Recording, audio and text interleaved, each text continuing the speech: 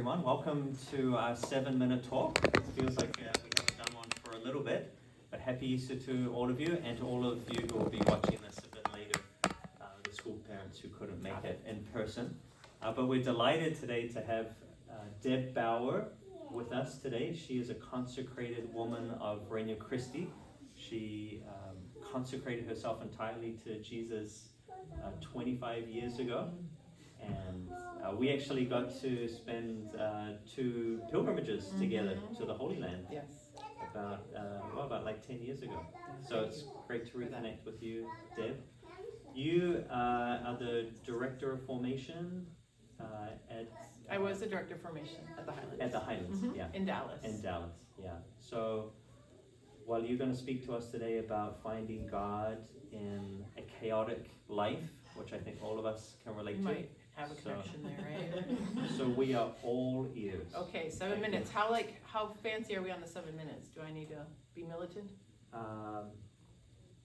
That's a yes. That's a father Simon yes. I interpreted that for y'all. Got it. All right. But Actually, we'll is that clock working? Okay, we're good. Yeah. Well, thank you. Thank you for inviting me here. It's a blessing to be with you all. I'm talking about a topic that has been close to my heart, and I used to call this reflection that I'm giving, something I've been praying over for the last couple of years, but I used to call it the memoirs of an overachiever, an ex-overachiever. So what does that mean, an ex-overachiever? Well, I think that we've all get caught up in stuff, right? In life, in the craziness of life, and just the hecticness of it, and the Lord has made us for something more than that. You know, obviously we all have busy moments. You can't help it. You can't be like, sorry, I can't be busy. I need to rest at all times. That's not gonna work. Like your mothers, many of your mothers. And there's a period of life for busyness.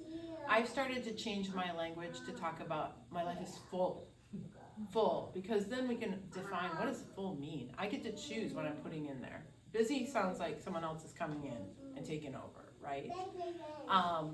So this talk is basically about that, and there was a moment that I had like my kind of conversion in this area, and it was when a nun, who I respected a lot, a religious sister, said to me, you know what, Deb, you're living with a lot of tension in your life.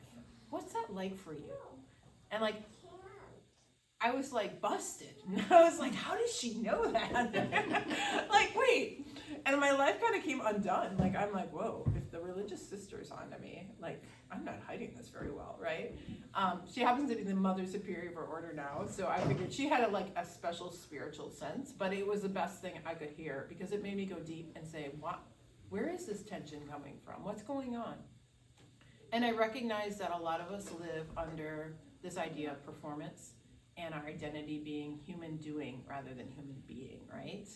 And that was something that was going on. And I remember when the sister said that to me, I'm like, wait, I'm professional, I have my stuff together, like, I'm fine. Like, what's this problem with all this tension and stuff? But she had busted me, and I felt busted in a good way, and I had to take a look and step back and be like, what's going on? And then I came across an author that I really like. His name is John Mark Comer. He's a pastor.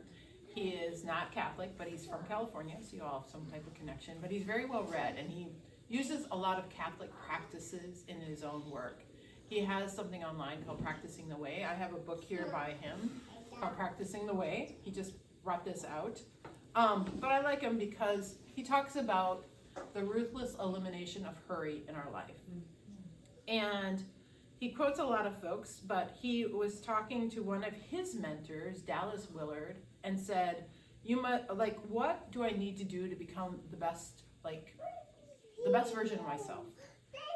And Dallas Willard said you must ruthlessly eliminate hurry from your life. And wow.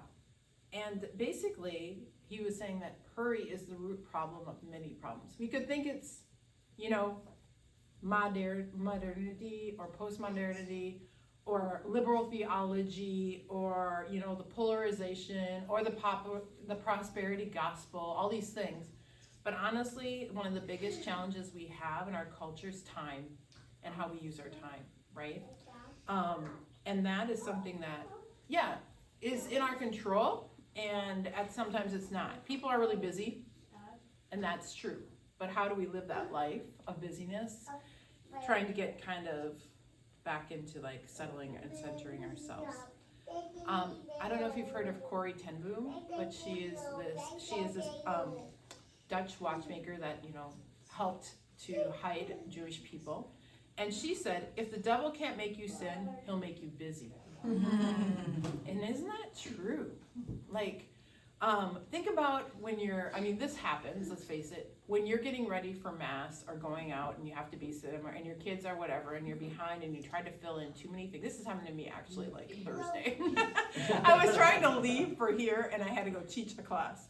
And I'm trying to get all these things and I'm on to the car and I'm like, my phone has my ID. I cannot go to the airport. And I had to go teach, so I had to run back. And what happens, the principal was actually, I walked in, my principal has my class, and I'm like, oh Lord, I'm so embarrassed. But it was a moment of like recognizing, oh, I put too many things there. And it's fine, like, I was humble enough, I hope I was humble, I was like, oh, sorry, that was my fault. I didn't put it on, I forgot my phone. I'm like, I put too many things to forget my phone, basically. But my reflection on that was, when you're getting ready for something and you have kids, and you're trying to get out the door and you put too many things, is there like this warm aura about like loving each child? Come, darling, come prancing to the car. You know, does anything really happen when we're super busy? Not really, you know, those are not the God moments, the shalom moments that we're looking for, you know, and they happen, and, you know, we know that they're going to happen, and they're going to continue to happen. But as I teach middle school, one of the things that I've recognized for them that I came across, actually listening to a talk by Father Mike Schmitz, who I'm sure you all heard of, and he said something that hit my heart, and I'm like, I'm going to make them memorize that. I'm going to memorize that. And I have it here. I want to make sure I get it right. It's like a line, but it's, I have to say it right. I don't think I even wrote it down. It's like I'm supposed to know it. It's supposed to be part of who I am.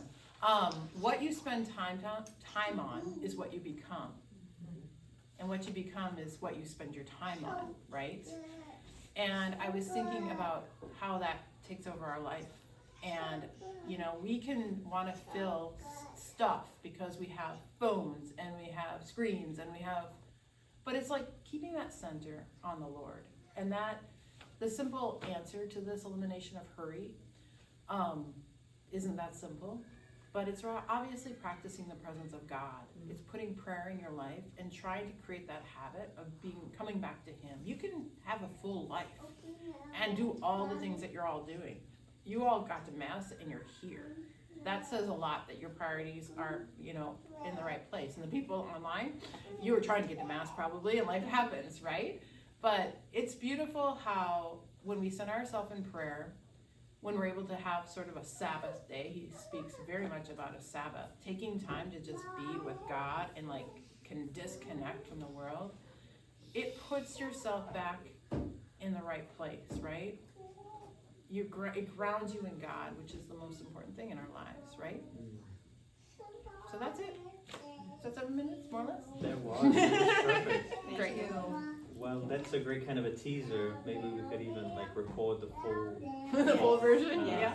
But thank you, Deb, for sharing that. Pleasure. That nugget's kind of it's not just a nugget. It's a change in Mindset. and lifestyle mindset.